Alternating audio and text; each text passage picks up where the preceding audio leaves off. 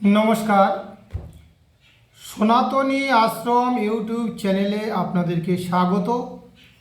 আজকে আমি সনাতনী আশ্রমের পক্ষ থেকে স্বামী শ্রদ্ধানন্দ মহারাজ যে বিষয়গুলো আপনাদেরকে সামনে রাখবার চেষ্টা করছি, ভারতবর্ষের উন্নয়নের ক্ষেত্রে অত্যন্ত কার্যকরী ভূমিকা এটা গ্রহণ করতে পারে আপনাদের সহযোগিতায়। আপনারা যদি দয়া করে ভিডিওটি বিভিন্ন জায়গায় শেয়ার করেন তাহলে। তো আজকের ভারতবর্ষ পৃথিবীর মধ্যে একটা প্রাচীন ঐতিহ্যশালী দেশ। ভারতবর্ষের পণ্ডিত বিজ্ঞানীরা, মুনি ঋষিরা অত্যন্ত পণ্ডিত ছিল এবং ভারতবর্ষের থেকে শিক্ষা গ্রহণ করে বিদেশের বিভিন্ন জায়গায় তারা বিস্তার লাভ করেছিল। কিন্তু সেই ভারতবর্ষের আজকের অর্থনীতি, সমাজনীতি, মানবিকতা বোধ দিনের পর দিন ধ্বংসস্তূপে পরিণত হচ্ছে।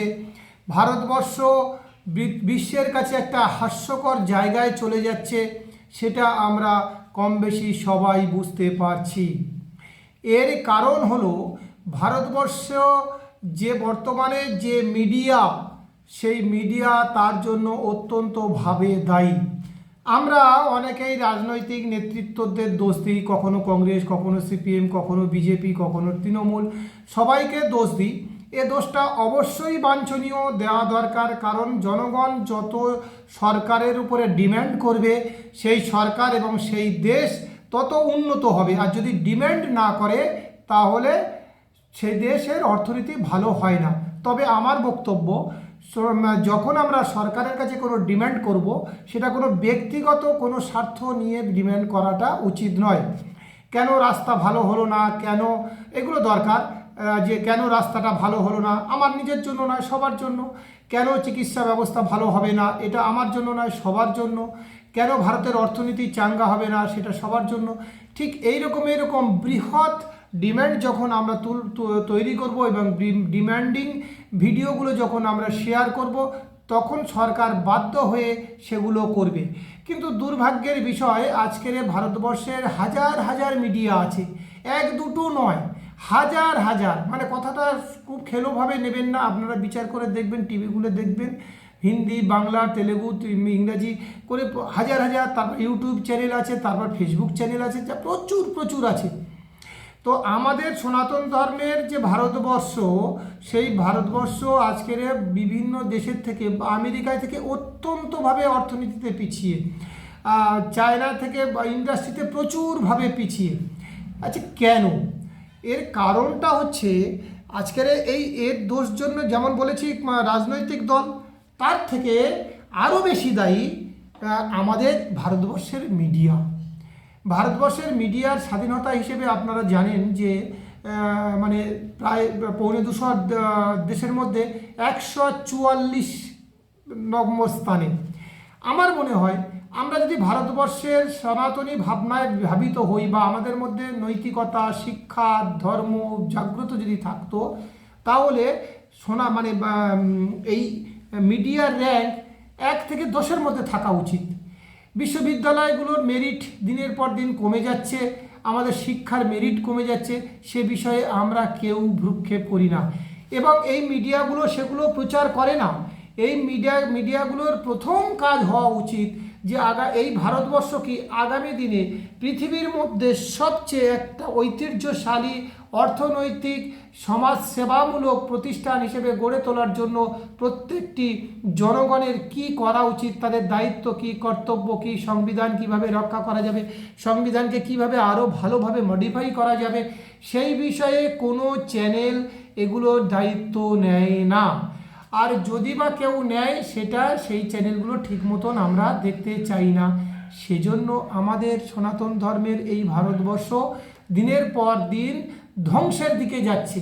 তো আমি সে কারণে সমস্ত সাধারণ মানুষদেরকে বলছি, এই ভিডিওটি প্রচার করুন এবং আগামী দিনে এই মিডিয়া, এই পেটুয়া মিডিয়াদের, এরা ব্যবসায়ী মিডিয়া, এরা একটা কর্পোরেট মিডিয়া, এদের শুধু মুনাফা লুটার জন্য এই মিডিয়াগুলো তৈরি করে কেউ না কেউ কোনো না কোনো রাজনৈতিক দলের ধামা ধরে তারা চলছে, তাদের অর্থে পরিপুষ্ট হচ্ছে বলে আমি মনে করি। সে কারণে আপনারাও কম বেশি জানেন তো সেগুলো আপনাদেরকে আগে এই মিডিয়াদের বিরুদ্ধেও আমাদের কথা বলা দরকার। সামাজিক মাধ্যমে আমরা ফেসবুকে বা যে কোনো সময় এই প্রতিবাদ করতে পারি, তার জন্য প্রচুর টাকা লাগে না, প্রচুর শক্তি লাগে না, প্রচুর পরিশ্রম লাগে না। সামান্য আপনার একটা হাতের ক্লিকে আমার এই ভিডিওটা যদি শেয়ার হয়, তাহলে কি হবে, একটা এই মিডিয়াদের বিরুদ্ধে আমার লড়াই, সেইখানে আপনিও ভাগিদার হলেন, আপনারও সেই মর্যাদাটা লাভ হলো যে আপনিও এই মানে পেশাদারি মুনাফাদারি মিডিয়াদের বিরুদ্ধে আপনিও লড়াই করছেন। আমাদের উচিত, প্রত্যেকটি মিডিয়ার উচিত যে শাসক দলের ভালো কাজ করার জন্য তাদেরকে উৎসাহ করা এবং তাদেরকে ভুল ত্রুটি ধরিয়ে দেওয়া।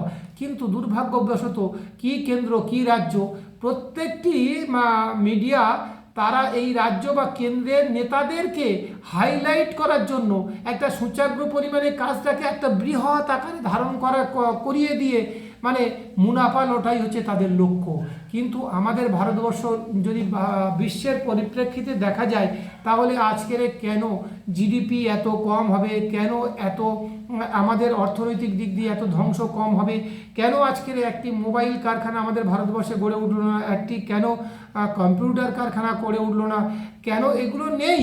আজকের রতন টাটা, এদেরকে আমি খুব ধন্যবাদ জানাই যে তারা আজকের নিষ্ঠাভাবে করেছে। কিন্তু আজকের আমাদের বিভিন্ন শিল্পপতিদের নামে যে চুরির বদনাম উঠছে, এটাও ভারতবর্ষের অর্থনীতিকে ধ্বংস করবে এবং ভারতের ভাবমূর্তি বিশ্বের কাছে অত্যন্তভাবে খারাপ হচ্ছে। সে বিষয়ে আপনাদের আরও যারা এই ভিডিওগুলো দেখেন, আমার ভিডিওগুলো দেখেন, আমি খুব শক্তভাবে স্পষ্টভাবে তাদেরকে বলতে চাই, আপনারাও আমার এই লড়াইয়ের সঙ্গে আপনারাও সামিল হন। আপনারা এই ভিডিওটি শেয়ার করুন, সবাইয়ের কাছে জানান, যাতে এই ভিডিওগুলো যত শেয়ার হবে মানুষের কাছে তত গ্রহণযোগ্যতা বাড়বে এবং সরকার এই বিষয়গুলো মন দেবে। সরকারের কাছে যতক্ষণ না আপনি চাপ সৃষ্টি করতে পারবেন, ততদিন সরকার কিন্তু এই ভারতবর্ষকে ধ্বংস করে, অর্থনীতিকে ধ্বংস করে তারা রাজত্ব কায়েম করবে।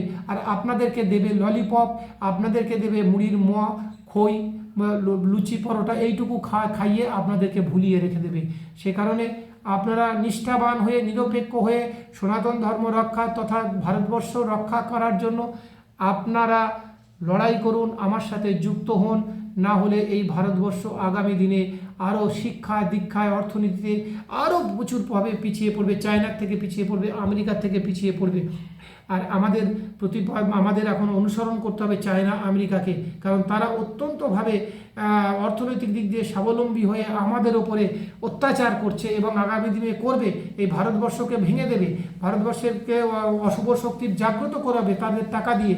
সেটা যাতে না হয়, তার জন্য আমাদের আরও বেশি শক্তিশালী হতে হবে, আরও বেশি অর্থ উপার্জন করতে হবে, আরও অর্থনীতি স্ট্রং হতে হবে, জিডিপি বাড়াতে হবে, ইন্ডাস্ট্রি তৈরি করতে হবে। তারপরে আমাদের প্রত্যেকটি ছেলেদের, বেকার ছেলেদের বাড়িতে বাড়িতে কাজ দিতে হবে। আমাদের থেকে যারা টেকনোলজি মাস্টার, তাদেরকে আমাদের ভারতবর্ষে রাখতে হবে, যাতে আমেরিকায় না চলে যায় বা অন্য দেশে চলে না যায়। সে বিষয়ে আপনারও দায়িত্ব রয়েছে, সেটা আপনারা মনে রাখবেন। আর এই ভণ্ড মিডিয়া, চাটুকরি মিডিয়া, মুনাফাবাজ মিডিয়াদের বিরুদ্ধে আপনারও লড়াই থাকবে আমার সঙ্গে। ধন্যবাদ।